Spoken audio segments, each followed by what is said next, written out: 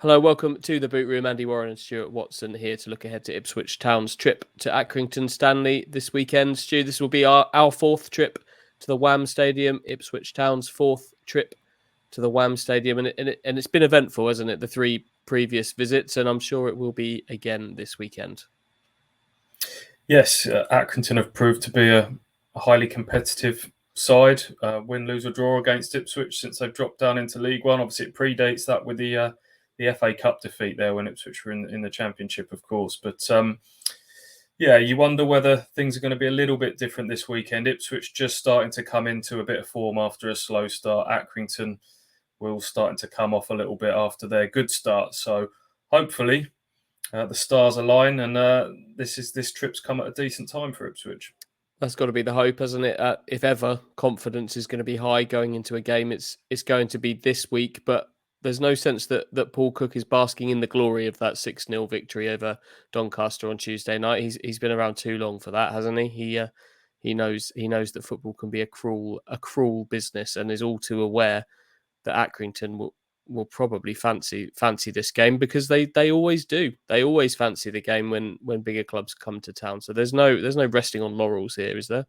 No, that's the vibe from Paul Cook, both immediately after that 6-0 win against Doncaster on Tuesday night, was trying to give off the air of a calm, collected, level-headed manager that don't get too low with the lows, don't get too high with the highs. And that very much carried on in his pre-match press conference this morning. You know, the last game is gone. Made no excuses or no bones about going to the boring old cliches about all about the next game, and said all the right things about Accrington being a tough place to go. John Coleman's his good friend. They go back a long way.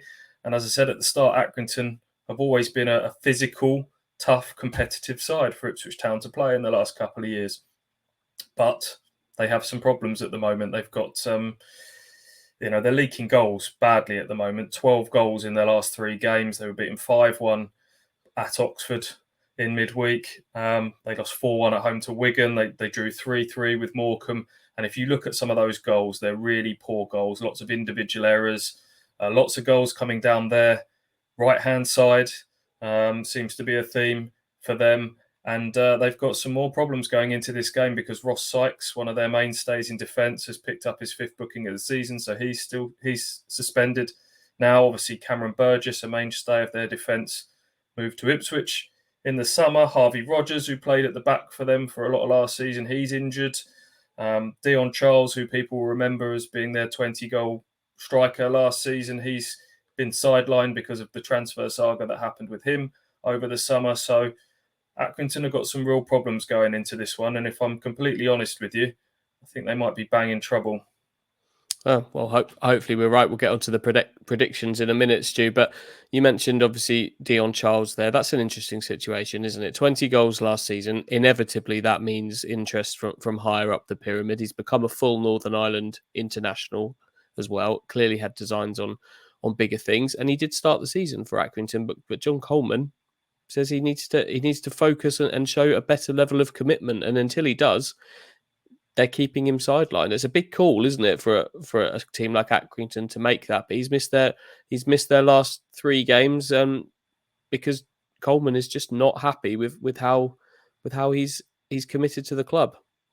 It is a big call, especially you wonder whether he'll go back on that or soften on that slightly, given their recent results. Whether this might be the game that they try and sort of bring him back in and rekindle that partnership with Bishop up front. Colby Bishop is obviously someone that's given Ipswich problems in the past. He's one that they had a little look at. He was certainly on their long list of strikers that they had a look at in the summer. So they do pose a goal threat, Accrington, and they are particularly strong from set pieces. So not to be taken lightly. And as you say, they've blooded the noses of a fair few teams along the way. But you can only keep punching above your weight for so long. And Accrington have done that consistently for several years now. And as Paul Cook said, it's almost got to the point where they've shaken off that little old Accrington tag in League One. They've become this stable club in League One. But maybe people have started to take that for granted a little bit. And at some point, it catches up on you. And maybe maybe this is the year that they find things that little bit tougher. I don't know over the course of the season. All I know for the here and now going into this game, um, Ipswich Town feel like a team that's starting to come together, and Accrington are one where things are going the opposite way. So big opportunity for Ipswich to make it back-to-back wins, which, lest we not forget, Paul Cook hasn't managed since he took over Ipswich Town in March. So 7 points from the last 9 is good, but Ipswich need to keep that positive momentum going. They can't rest on their laurels after that Tuesday night midweek win. They need to start stringing wins together because there's some damage to be undone from those opening weeks. As you mentioned earlier, there's plenty of Accrington links between Ipswich Town and Accrington. We've known that for some time. Caden Jackson, Janoy Donasian, the beginning of that with their transfers in 2018. But the Ipswich Town Brains Trust, the coaching team, all of them have Accrington links. Cook played for under John Coleman, replaced Coleman as manager at Accrington, and has links there. Gary Roberts was an Accrington player the day before he was appointed coach at Ipswich Town. Francis Jeffers finished his career at Accrington, and then Ian Craney as well, former Accrington player. Those 4 going back to their former club have got a pretty easy job of team selection this weekend, haven't they, Stu? Often on the Boot Room, we're here talking about starting 11s and what we think's going to happen on the pitch, but this one picks itself, doesn't it? Yeah, I think Cook's made it pretty clear that as long as they came through today's training session okay, same again from Tuesday night. You don't change a team that's won 6-0. It's we sat here going into that Doncaster game debating whether he'd freshen up the front 4, whether he'd take any risks with Selina and Burns in particular. It did surprise me that Selina went again to play 3 games in the space of 8 days off the back of no pre-season, but you can't change it, can you, after a result like that? It's a team that's starting to look like a team now. There's a bit of chemistry, a few partnerships, some patterns of movement starting to happen in that team now. So it's amazing when you get on a bit of a roll in terms of performances and results, how the injuries clear up and the rotation stops. So Cook made reference to the Tinkerman tag that first sort of appeared in English football with Claudio Ranieri all those years ago. He's someone that doesn't like to change teams very much. So, yes, it all looks like it's going to be same again for Ipswich. Let's talk about the bench then, because there's likely to be at least one change on the bench, you would think. Kyle Edwards is available again. We thought he might be earlier in the week, but he is now. He's travelled. He's with the squad up in the Northwest already. He's likely to come back on to the bench, where, despite a few absences still, including Joe Pigott, Christian Walton, John Nolan, Tom Carroll as well, it's now a bit of a fight to get into the match day 18, isn't it? So someone's going to have to dip out to allow Mr. Edwards to return. Kyle Edwards on the bench as an option. That's not bad, is it? Yeah, I mean, the bench from Tuesday night, if I read that out, was Holy, Wolfenden, Harper, El Mazzuni, Chaplin, Aluko, and Norwood. As you mentioned there, Walton out still with a hip problem. Carroll, he dipped out due to a hip problem. It sounds like Carroll may well have started on Tuesday night, wasn't it? Were it not for this hip problem that apparently he's been managing. Cook said he'd been playing through the pain, but said he'd probably been one of their best players in the previous 2 games. So who knows? We might not have had that Lee Evans hat-trick had it not been for that little hip injury with Tom Carroll. Joe Pigott, virus. That's why he wasn't in the squad on Tuesday. He's not travelled, so he's out still. Hayden Coulson still got that injury that he picked up at Lincoln. And despite those list of players that I've just read out, there's going to be some players still missing out on the 18. Louis Barry played for the 23s in the week. Likewise, Caden Jackson. Toto Enciala also played for the 23s in that game. Kane Vincent-Young wasn't in the squad in midweek. So it's going to be interesting what sort of bench he goes for. Edwards to come in.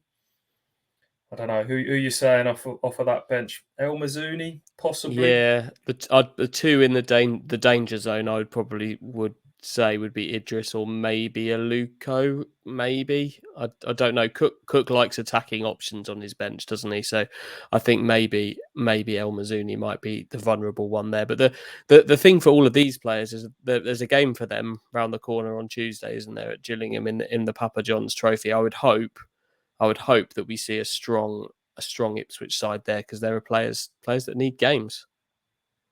Yeah, There's depends whether some of those players are back from injury that we mentioned, but it's going to be a senior team in that competition. It's got to be, isn't it? But for now, all my thoughts are on this game at Accrington, because with the greatest respect to the trophy, it's the league that I want to see Ipswich flying up in and doing well in now. So cautiously optimistic that things are just starting to come together for Ipswich. At that quality we knew that they'd put together in the summer is now starting to gel, which was the word that we're all getting bored of using. It feels these last 3 games like they're taking some big steps in the right direction, but they need to keep backing it up. And to go to Accrington, who find themselves in turmoil at the moment, you've got to take these chances when they come along. Boy, did they take it. They were ruthless against a rocking Doncaster side on Tuesday night, who just had a long trip to Plymouth.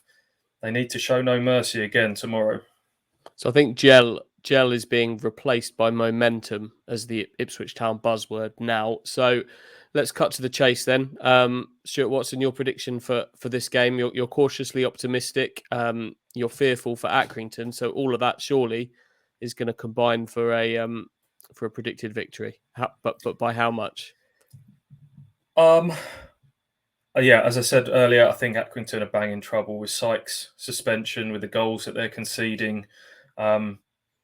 With the way, combined with the way Ipswich are, the confidence that they're going to have and the options that they've got off the bench as well, I think Ipswich will win, and I think they'll win comfortably. I think it will be a 4-1 away victory I've got down here, and maybe with some of those goals coming in a bit of a second half flurry, just as Accrington tire and as the minds go, Ipswich can freshen things up, and maybe a bit like Tuesday, a little flurry of goals just to send the away fans home happy. Wow, a 4-1 predicted away victory. I've also gone for an away win. I don't know. Maybe it's the Accrington, the Accrington jitters. But I do think they will win. I'm a little more cautious. I've said 2-1. But I would certainly be happy with a Stuart Watson 4-1 second half flash to make it a little bit more. 2-1 for me, 4-1 for Stuart Watson. And hopefully this is another step on the momentum road for Ipswich Town this weekend.